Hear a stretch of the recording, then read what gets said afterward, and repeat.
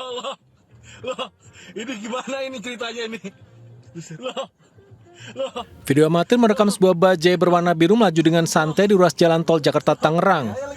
Tak cukup melanggar peraturan, pengemudi bajai semakin nekat melaju melawan arus lalu lintas di lajur kanan atau lajur cepat. Perbuatannya tentu saja membahayakan diri sendiri dan pengguna jalan tol. Patroli Jalan Raya PJR Bitung, Tol Jakarta-Tangerang telah melakukan penyelidikan. Bajai masuk dalam tol Jakarta-Tangerang melalui underpass Tomang. Namun setelah melaju kurang lebih 200 meter, pengemudi bajai sadar telah masuk jalan tol. Pengemudi akhirnya mematikan mesin, lalu mendorong bajai berbalik arah keluar jalan arteri.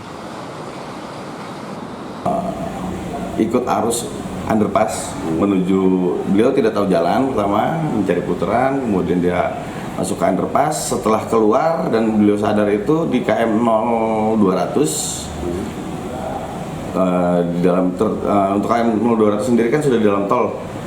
Kemudian karena memang untuk tidak di KM tersebut tidak ada putaran balik dan memang untuk keluar dari tol itu ada di Kebun Jeruk jauh, akhirnya memutuskan untuk melawan arus di situ untuk kembali ke keluar jalan tol. Pengemudi bajai yang hendak ke Tangerang ini mengaku tidak mengetahui jika jalur setelah underpass Tomang adalah jalan tol Jakarta-Tangerang. Pengemudi bajai diberi sanksi teguran. Pengemudi bajai pun diminta untuk memperhatikan rambu lalu lintas agar hal serupa tidak kembali terjadi. Dari Kabupaten Tangerang, Banten, Aimarani melaporkan. Diduga akibat kebocoran regulator tabung gas, 2 rumah makan di Jalan Cibadak, Kota Bandung hangus terbakar.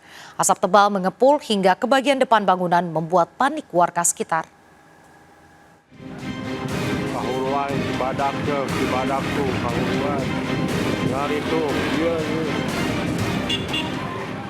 Kepulan asap tebal keluar dari bagian depan bangunan rumah makan ayam geprek dan bakmi karet di Jalan Cibadak, Kota Bandung. Karyawan dan warga sekitar panik menyelamatkan barang-barang dari dalam ruko.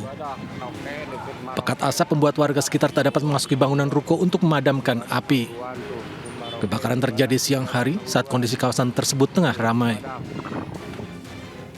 Petugas pemadam kebakaran sempat mengalami kesulitan memadamkan kobaran api karena terkendala aliran listrik PLN belum diputus.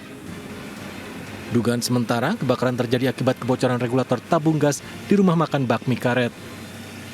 Bakmi karet.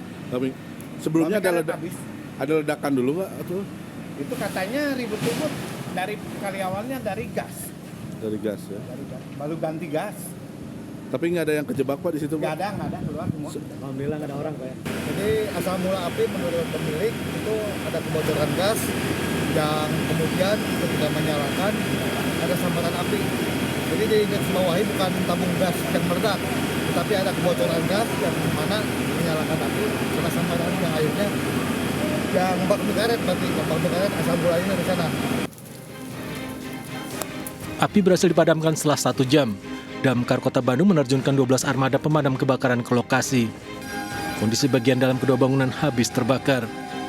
Penyebab pasti kebakaran dalam penyelidikan petugas Polsek Tabojong Loakaler. Dari Bandung, Jawa Barat, Jupita Melana melaporkan.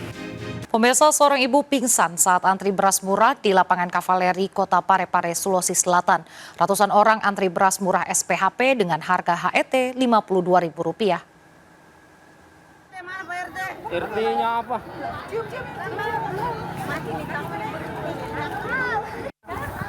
Seorang ibu pingsan saat sedang antre beras murah di lapangan Kavaleri Kecamatan Soreang, Kota Parepare, Sulawesi Selatan. Ibu tersebut diduga kelelahan mengantre di bawah terik matahari. Korban langsung dilarikan ke puskesmas.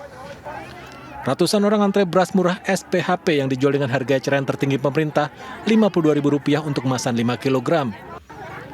Padat antrean membuat warga harus berdesak-desakan. Bahkan situasi sempat ricuh karena banyak warga khawatir kehabisan stok beras murah. Walau di awal-awal antrian tadi ada sedikit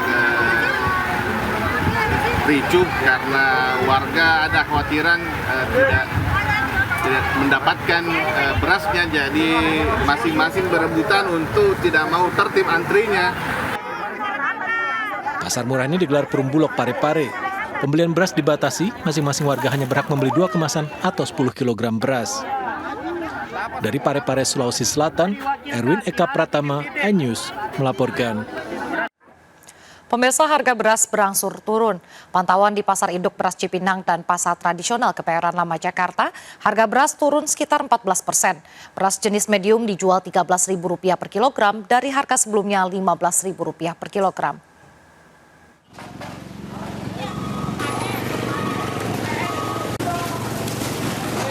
Pasar Induk Beras Cipinang, Jakarta Timur kembali ramai. Stok mulai normal, harga beras pun mulai turun.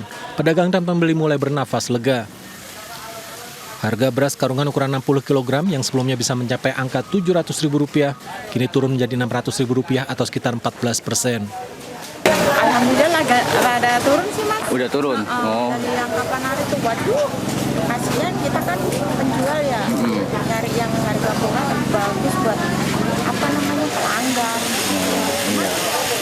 Masih lumayan sih, ada yang 600, sekitar 600, 700. Yang kemarin kan yang 600-nya nggak ada, minimal 700 ya. Harga jual beras turun juga ditemui di Pasar Tradisional Kebayoran Lama, Jakarta Selatan. Beras jenis medium turun kini dijual Rp13.000 per kilogram dari sebelumnya mencapai Rp15.000 per kilo. Saya harap sih bisa turun ya, kasihan juga kan rakyatnya ya. Ya kemarin ini sih udah turun nih, ada yang satu karung ada yang turun 5.000, 10.000 gitu, beras bulannya.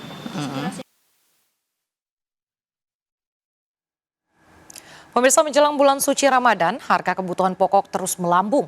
Cabai dan telur ayam naik tinggi. Di Mandailing, Natal, Sumatera Utara, cabai rawit menembus Rp120.000 per kilogram, sementara telur ayam dijual Rp35.000 per kilogram.